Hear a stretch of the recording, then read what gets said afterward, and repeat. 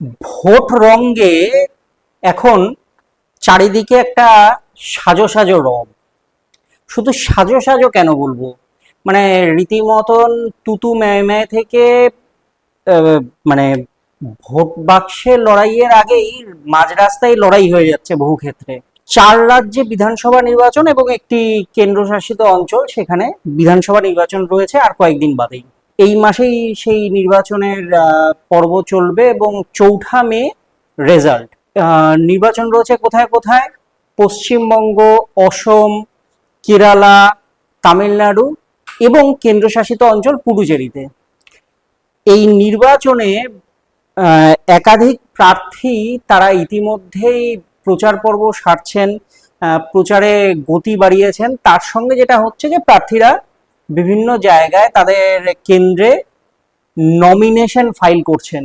একাধিক রাজনৈতিক দল তারা নমিনেশন ফাইল করছেন, শেষ মুহূর্তের তারা কেউ কেউ আছেন প্রস্তুতি নিচ্ছেন।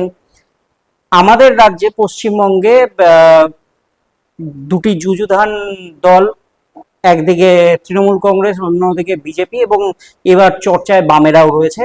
তো তারা তাদের প্রচার পর্ব সারছেন, তারা তাদের বিভিন্ন কাজকর্ম নিয়ে ব্যস্ত।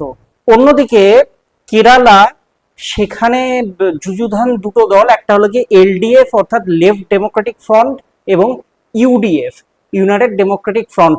একটা কংগ্রেস লেড এবং একটা, যেমন তার নাম বলছে যে লেফট ডেমোক্রেটিক ফ্রন্ট, তারা বাম নেতৃত্বাধীন এবং তারাই এই মুহূর্তে সেই রাজ্যে পাওয়ারে রয়েছে। অন্যদিকে অসম, তামিলনাড়ু বা পুডুচেরির ক্ষেত্রে অঙ্কটা অন্য রকমের। সেখানে অসমে প্রধান দল হলো গিয়ে বিজেপি, যারা কিনা এই মুহূর্তে শাসনভার চালাচ্ছে সে রাজ্যের। কংগ্রেস রয়েছে সেখানে, এছাড়া আরো কিছু আঞ্চলিক দল রয়েছে, তারা পাওয়ারে রয়েছে। তামিলনাড়ুতে ডিএমকে এর মধ্যে মূলত লড়াইটা, এছাড়াও আরো কিছু আঞ্চলিক দল রয়েছে তারা লড়াই করছে। পুডুচেরির ক্ষেত্রে বিষয়টা সম্পূর্ণ আলাদা। এই পরিস্থিতিতে যে সমস্ত প্রার্থীরা তারা যে প্রচার পর্ব সারছে, তারা যে নমিনেশন ফাইল করছে, সেখানে একাধিক বিষয় সেগুলোকে মেনশন করতে হচ্ছে। সেই বিষয় নিয়ে আজকে কথা বলবো। এমন একটা গল্প বলবো আজকে আপনাদেরকে, যে গল্প আপনারা শুনলে পরে ভাববেন যে আজকের দিনেও কি এমন হতে পারে, আদৌ কি হয়, গোটাটা কি অবাস্তব নাকি বাস্তব, সেই বিষয়টা নিয়েই কিন্তু আজকে কথা বলবো আমরা। সেই গল্পটাই আমরা আজকে শুনবো। নমস্কার, আমি অনিরুদ্ধ। দি এজ ডিজিটালে আমাদের লক্ষ্য থাকে মূলত এমন কিছু কিছু বিষয়কে তুলে ধরা, এমন কিছু বিষয় নিয়ে আলোচনা করা, যে বিষয়গুলো সম্পর্কে আপনারা হয়তো জানেন, যে বিষয়গুলো সম্পর্কে আপনারা অনেকটাই তার ইনফরমেশন রাখেন, কিন্তু সেই প্রসঙ্গ বা সেই বিষয়গুলোর অভ্যন্তরীণ কোনো একটা স্টোরি, অভ্যন্তরীণ কোনো একটা প্রসঙ্গকে টেনে নিয়ে এসে আপনাদেরকে আমি সে ব্যাপারে জানাই। তো আজও তার ব্যতিক্রম নয়, আজও এমনই একটা গল্প আপনাদের কাছে নিয়ে এসেছি। যেমনটা বলছিলাম যে 4টে রাজ্যে ভোট রয়েছে এবং তার সঙ্গে একটি কেন্দ্রশাসিত অঞ্চল, সেখানে ভোট রয়েছে। অন্যান্য রাজ্যের পরিস্থিতি পরিবেশ বা সেখানে কিভাবে চলছে না চলছে সেগুলো সম্পর্কে আলোচনার মাঝখানে হঠাৎ করেই একটা ঘটনা আমার চোখে পড়লো। সেই ঘটনাটা আমি মনে করলাম যে আপনাদের সঙ্গে যদি শেয়ার না করি তাহলে হয়তো একটা অধরা থেকে যাবে বিষয়টা।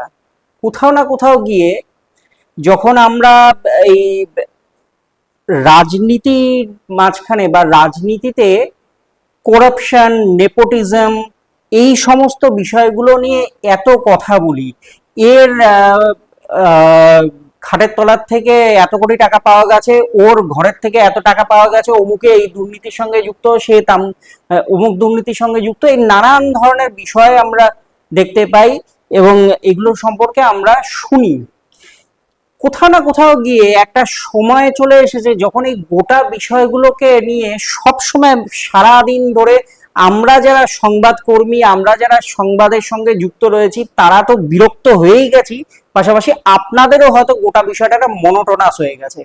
কারণ করাপশন, নেপোটিজম, এটা সেটা, তাকে খুন করে ফেলছে, অমুকে খুন করে ফেলছে, এখানে দুজন বোমা বাঁধতে গিয়ে হাত উড়ে গেছে, কারুর এই হয়েছে, মানে নৃশংসতা থেকে এই করাপশন সমস্ত কিছু আমাদের জীবনে একটা অদ্ভুত ধরনের একটা এফেক্ট ফেলেছে। আমরা অনেকেই এই এফেক্টটার থেকে বেরিয়ে আসতে পারছি না। একটা মানে কোথাও গিয়ে বিকল্প খোঁজার চেষ্টা করছি, কোথাও গিয়ে আমরা একটা এই গোটা বিষয়গুলোর থেকে একটা সরে এসে একটা শান্তিপূর্ণ একটা মানে আহ, জীবন, যে জীবনটার মধ্যে সমস্ত কিছু ঠিকঠাক থাকবে, চাকরি থেকে ব্যবসা থেকে জীবনের জীবন ধারণের যে শৈলী, সমস্ত কিছু যেন ঠিক থাকে, এমনটাই আমরা চাই।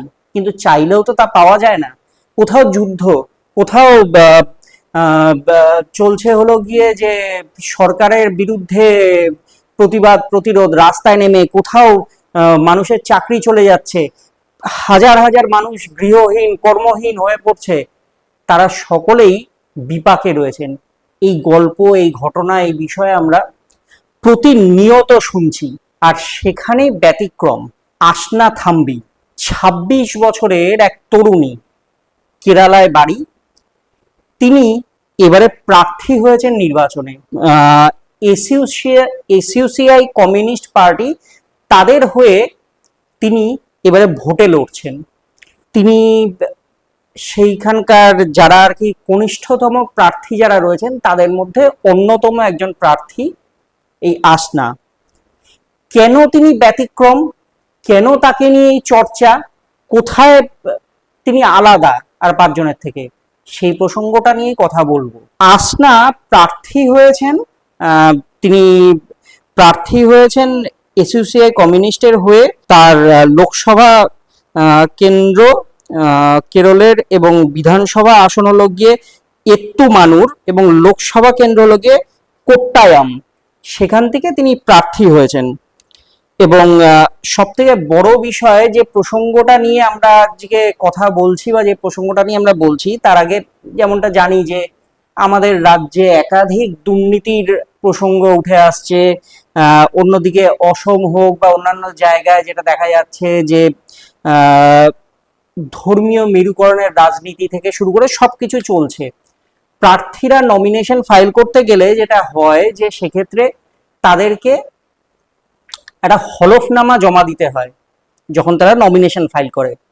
তো সেই হলফনামাতে কি কি মেনশন থাকতে হয়, তিনি তার নাম, তার পিতা মাতার নাম, সেখানে তার শিক্ষাগত যোগ্যতা থেকে শুরু করে যাবতীয় তথ্য সেখানে দিতে হয়। তার সঙ্গে সব থেকে গুরুত্বপূর্ণ যে তথ্যটি সেখানে জমা দিতে হয় সেটা হলো গিয়ে তার আয়ের উৎস, এবং তার স্থাবর অস্থাবর সম্পত্তি, এবং তার ব্যাংক ব্যালেন্সের ডিটেলস। একজন প্রার্থীর কাছে প্রার্থী সেইটা জমা দিলে পরে তার যাবতীয় তথ্য, সেই তথ্য ইলেকশন কমিশন কি করে না, তারা আপলোড করে দেয় নির্বাচনের পরে, এবং সেখান থেকে জানা যায় যে তার কত সম্পত্তি রয়েছে, তার ব্যাংক ব্যালেন্স কত রয়েছে, তিনি কিভাবে টাকা রোজগার করেন, কোথা থেকে তার টাকা আসে, এই সমস্ত বিষয়গুলো জানা যায়। আর এখানেই এই যে আসনার কথা বলছি, তিনি সম্পূর্ণ আলাদা। কেন আলাদা? তিনি যখন হলফনামা জমা দিয়েছেন তার মানে ক্যান্ডিডেচারের ক্ষেত্রে, সেখানে তিনি আর বাদবাকি যাবতীয় যা ডিটেলস, তার শিক্ষাগত যোগ্যতা, তিনি স্নাতকোত্তর ডিগ্রিধারী, তিনি মাস কমিউনিকেশন নিয়ে পড়াশোনা করেছেন, সেই সমস্ত ডিটেলস তার তথ্যে রয়েছে। তার পরিবারের সদস্যদের বিষয়ে রয়েছে ডিটেলস। যেখানে গেলে সব থেকে আগে চোখটা আটকেছে প্রত্যেকের, সেটা হলো তার জমা দেওয়া অর্থ, তার ব্যাংক ব্যালেন্স, এবং তার স্থাবর অস্থাবর সম্পত্তির বিষয়। একজন প্রার্থী তার জমা দেওয়া হলফনামায় ব্যাংক ডিটেলস মাত্র ৮৪ টাকা। ঠিকই শুনছেন, ৮৪ টাকা, ৮৪,০০০ লক্ষ কোটি নয়, ৮৪ টাকা, অর্থাৎ ১০০ টাকাও নয়। এবারে এটা ব্যাংক ব্যালেন্স পুরোটা বলা চলে না, তার কারণ হলো গিয়ে এই যে অ্যামাউন্টটার কথা বললাম ৮৪ টাকা, তার মধ্যে ৪৪ টাকা তার ব্যাংকে রয়েছে। তার ব্যাংকের যে পাসবুক, তাতে দেখা গেছে তার ব্যালেন্স হলো গিয়ে ৪৪ টাকা।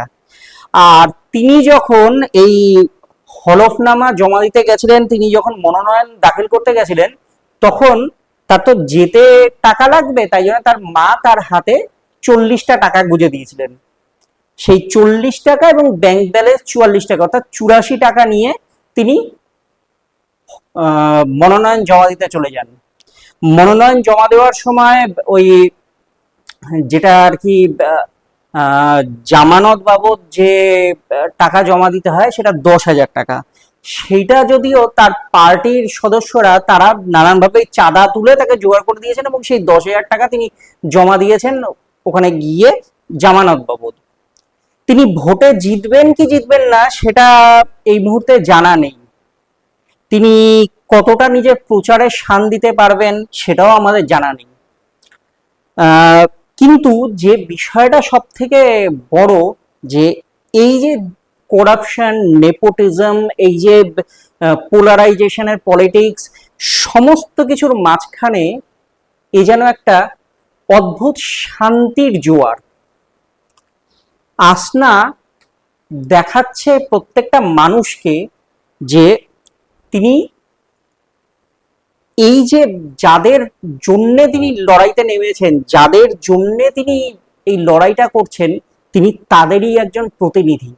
তিনি এমন কেউ নন যাকে ছোঁয়া যায় না, যার কোটি কোটি ব্যাংক ব্যালেন্স বা পার্টি করতে গিয়ে বা পার্টির সদস্যপদ পাওয়ার পরে তার দোতলা বাড়ি, তিনতলা বাড়ি হয়ে গেছে, গাড়ি হয়ে গেছে, সমস্ত কিছু হয়ে গেছে, এমনটা আসনার ক্ষেত্রে হয়নি। বরং আসনার ক্ষেত্রে যেটা দেখা গেছে যে তিনি কিন্তু অত্যন্ত সাধারণ একটা জীবন যাপন করছেন। পাশাপাশি যেটা রয়েছে যে তিনি চাইলেই তিনি কিন্তু চাকরি করতে পারতেন, কারণ তিনি স্নাতকোত্তর একটা ডিগ্রিধারী মানুষ, যিনি অত্যন্ত মেধাবী ছিলেন তার স্কুল, কলেজ এবং স্নাতকোত্তর সময়কালে। তো তিনি সহজে একটা চাকরি করতে পারতেন, তিনি সহজেই নিজের জীবনযাপন রীতিমতন খুব ল্যাভিশ লাইফ তিনি লিড করতে পারতেন। তিনি কিন্তু তা করেননি। সাধারণ মানুষের জন্য তিনি লড়েছেন বা লড়াই চালাচ্ছেন, আগামী দিনেও লড়াইয়ের অঙ্গীকার নিয়েই এগোচ্ছেন। এই ধরনের প্রার্থীরা আরো যেন প্রতিটা রাজ্যে, প্রতিটা জেলায়, প্রতিটা স্তরে আসেন, কারণ তারা মানুষের প্রতিনিধি। আজকের দিনে দাঁড়িয়ে তারা নিজের জন্য লড়াই করছেন না, তারা লড়াই করছেন সাধারণ আর 5টা মানুষের জন্য, তাদের অধিকারের লক্ষ্যে, তাদের জীবন যাতে আরো সুন্দর সুমধুর হয় তার জন্য, নিজের লক্ষ্য পূরণের জন্য নয়। ভিডিওটি ভালো লাগলে লাইক, শেয়ার ও কমেন্ট করবেন। সেই সঙ্গে আমাদের সোশ্যাল মিডিয়া পেজে আমাদেরকে ফলো করবেন। আপনাদের যদি জানা থাকে এরকম কোনো ঘটনার কথা, আপনারাও আমাদেরকে জানান। আলোচনা হোক সুস্থ পরিসরে। ভালো থাকুন।